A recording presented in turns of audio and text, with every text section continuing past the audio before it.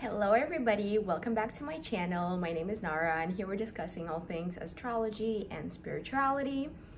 And this video is about Taurus, Sun, Rising, or Venus in the first house. So I'm excited about this video because I'm a Taurus moon and I have a big placement in Taurus. So let's get started. So Taurus is a sign that belongs to the earth element along with Capricorn and Virgo. However, we are all different in terms of our elements, and also within the element, each zodiac differs from one another as well.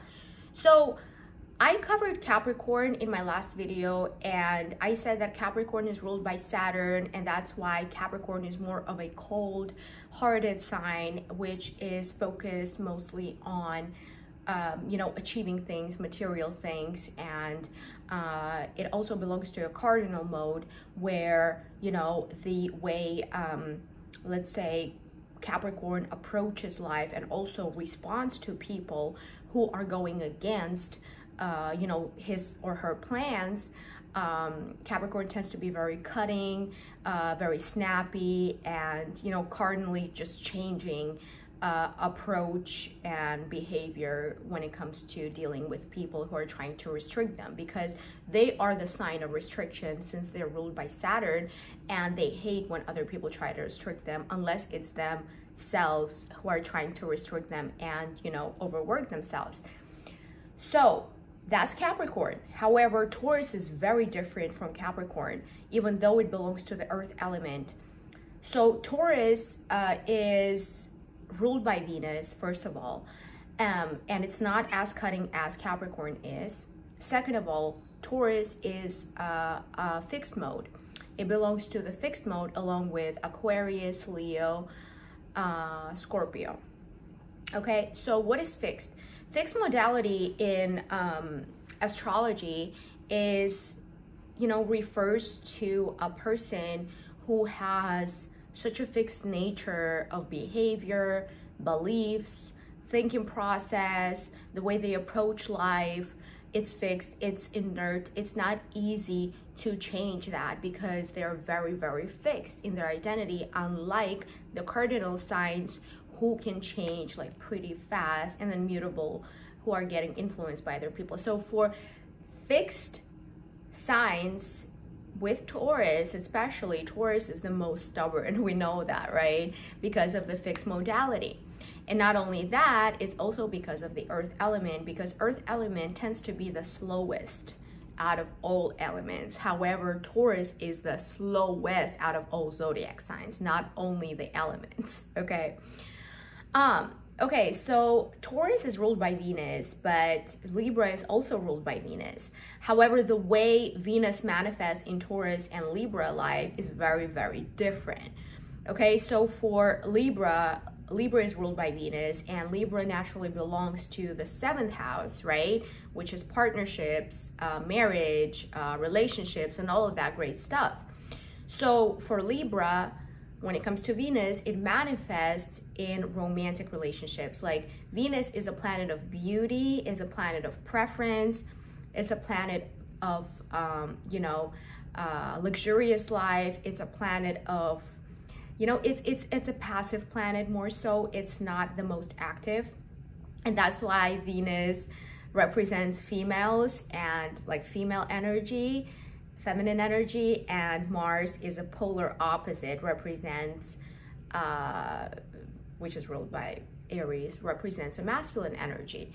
So Venus in Libra wants to manifest relationships, wants to create that harmony in relationships, the balance, the equal give and take, the beautiful, exchange between the individuals. However, when it comes to Taurus, Venus manifests completely different. So for Taurus, Venus manifests in, creating a beautiful space, a beautiful, comfortable, and cozy space wherever I'm at, so that I can feel myself like a king or queen of my environment. So this is how Venus manifests in Taurus, which is very different.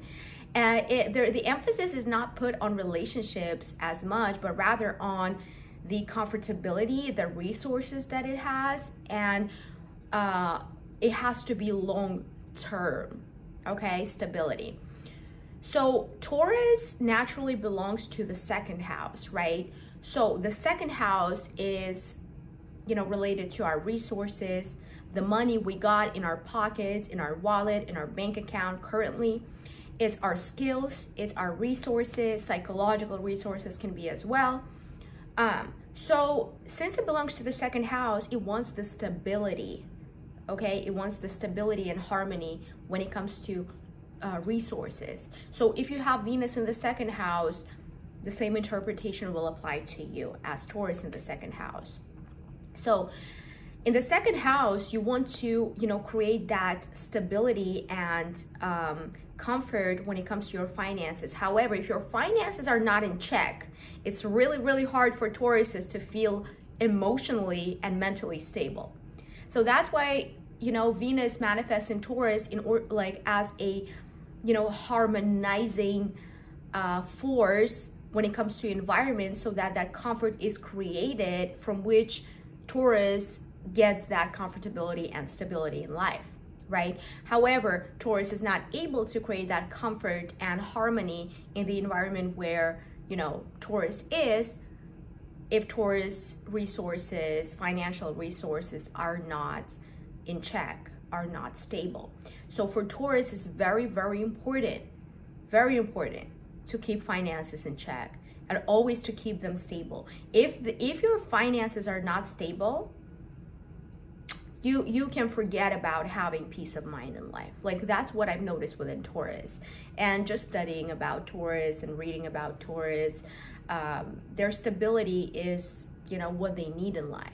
Okay, it's not what they want in life, it's what they need. It's one of their needs they have to meet. And if they don't prioritize the stability, financial stability, then it's really, really hard for them to be emotionally stable. So just as a side note for Tauruses, because I'm a Taurus moon. Okay, so that's Taurus, right? But then Venus is not all good planet only, you know? It can be also negative, because Venus represents the Aphrodite, right? And Aphrodite she was cool in terms of, like, she wanted to create beauty and harmony. However, she had bad aspects within herself too.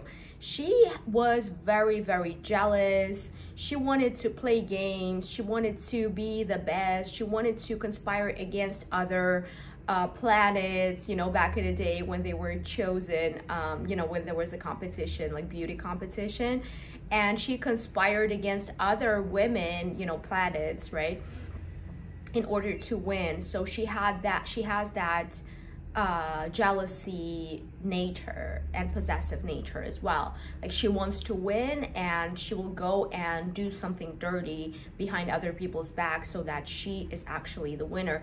So you might embody, as a Taurus and Libra, those qualities as well of Aphrodite, Venus, because Venus is a great planet. However, it has bad negative traits as well, so which can manifest in Tauruses and Libras.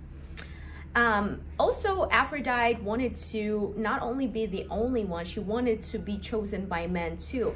So she had that, you know, she was able to cast spells, she was able to seduce men, so that, you know, they choose her, and, you know, she's like the best woman.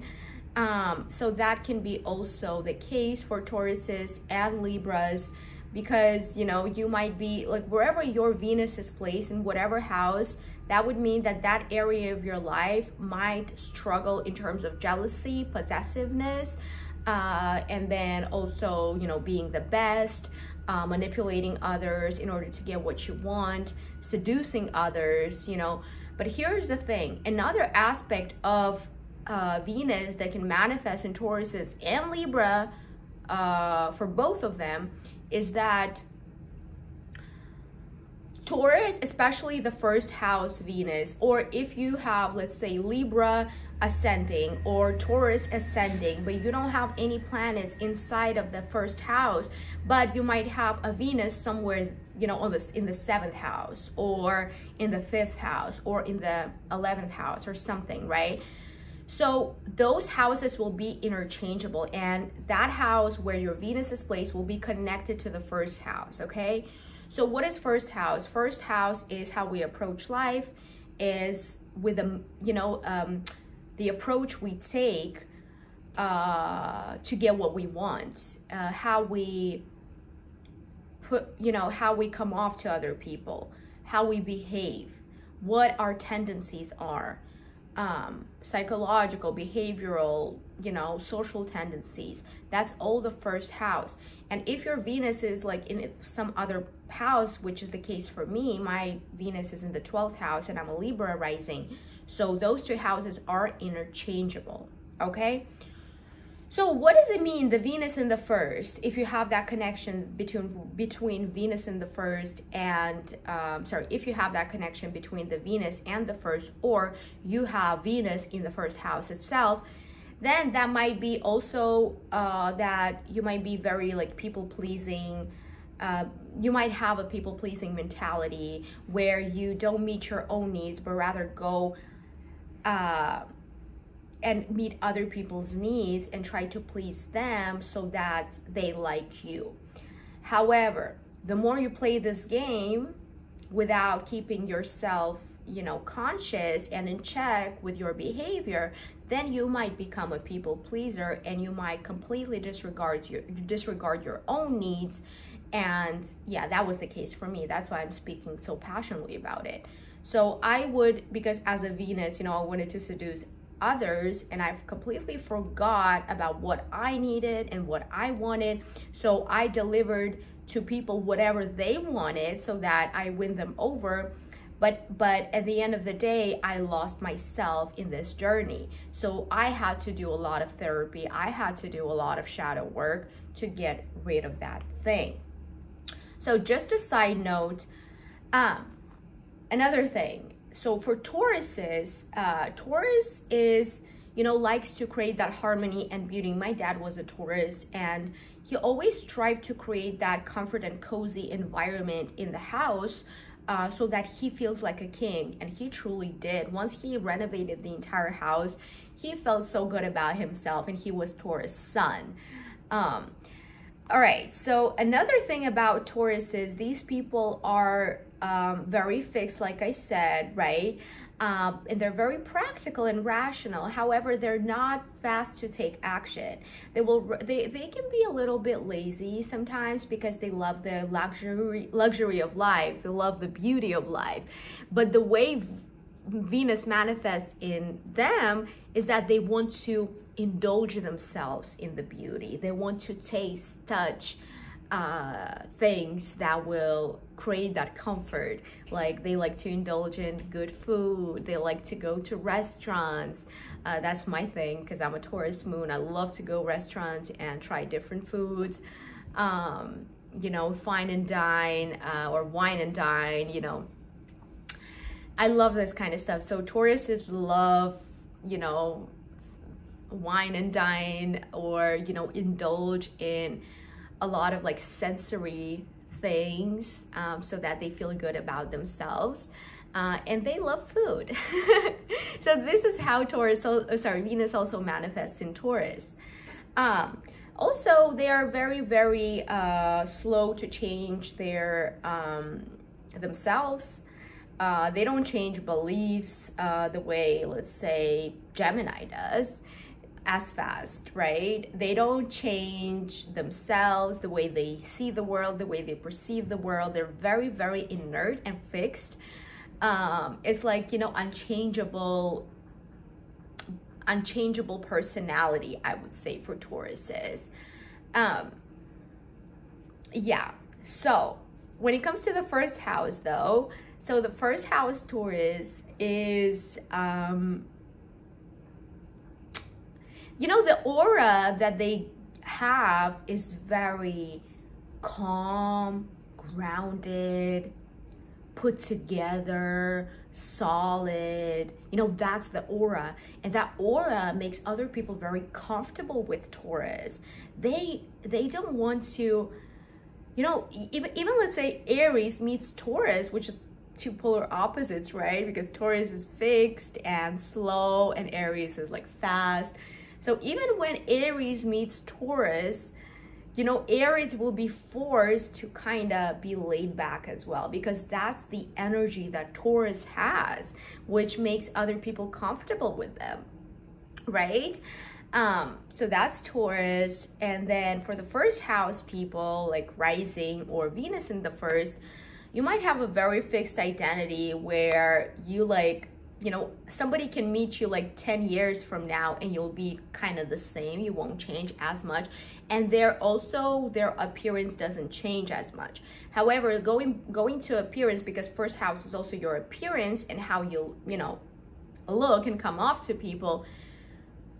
So mostly these people have a lot of hair, Taurus, like similar to Leo, I would say, but not like where it's like it's big, voluminous, but like they have like dense hair. And they have a very like prominent wide neck. It's mostly for men, but you know, my sister she's Aries sun, but Taurus rising. And she does have, you know, pretty wide neck and big ears. She looks just like my dad, and my dad was Taurus. I mean, I look like my dad too, but she like 100% looks like my dad. I still look like my mom a little bit. But yeah, so that's a cool thing about Taurus. They're very, and you know, they're very like calm. Even when I have problems and I reach out to my sister, Taurus rising, and I'm like all like fired up here, you know, like can you imagine what happened? She's like, oh yeah, yeah, don't worry about it. You know, and I'm a Leo sun, Libra rising. And I'm like, well, you're kind of right. You are kind of right. And that's when I activate my Taurus moon. And I'm like, yeah, I shouldn't be reacting this way. Yeah. So also Tauruses are very, very well put and with good manners. They represent a culture more so. They are the people who like to be, you know, they're very cultural and very traditional, I would say. They're not the ones who would like shift from one tradition to another, from one belief to another. They value their culture, the culture they live in. Okay, they value the society, the beliefs, the codes of society. They value all of that. Unlike Aquarius, they don't. So Tauruses love the culture. They love to taste food, you know, different cultures. They love the beautiful accessories, you know, or what are they called? You know, accessories that represent culture, like statues and all of that stuff. So they're very traditional when it comes to that. And then also, what is it? When you meet a Taurus, these people can come off as very well off, even if they're not, but they have this aura speaks for them as if they are rich and wealthy, you know, they're like put together. But when we look at the profession, when it comes to Taurus and what kind of profession suits Tauruses the most, it is mostly related to the earth. Okay, so real estate, houses, farms, and all of that nature. They are really, really great when it comes to, you know, businesses that are connected to earth. Like it's definitely not the online business for Tauruses. I mean, I'm not gonna say that, you know, definitely not. It's not a universal truth. You know, looking at your aspects, we can determine whether, you know, this is the case for you or not. But just like, you know, as a rule of thumb for Tauruses, they are very, very, very good with, you know, businesses that are related to real estate. And they can become bosses of real estate. They can like own multiple houses, rent them or sell them, you know, renovate them, resell them. So that's the Taurus nature. That's what they're good at. And one profession like sticks out the most for me for Tauruses. You know, those people who are buying real estate for cheaper, especially like houses that are like forgotten and haunted or something. So there's people who, like a team who buys those houses for cheaper, or like forgotten houses, nobody lives there, you know, for like the past like 20, 30 plus years, and you know, the renovation hasn't been done, nothing's been done, it's just pretty much, you know, gone place. But there's a team of people, there's a group of people who are actually buying those kind of houses for cheaper, and then they renovate those houses for a few months, they get it like, put it together, make it like very nice and beautiful, and then they resell them for much higher price. So this is the profession I see Taurus, like suits Tauruses the most. But yeah, I feel like I've covered pretty much everything I wanted to say for Tauruses. Please let me know in the comment section below if that resonated. If it didn't, and you want to, you know, give me your interpretations and how it plays out in your personal life, please let me know as well. And yeah, thanks you all for watching, and I'll see you in my next video. Bye.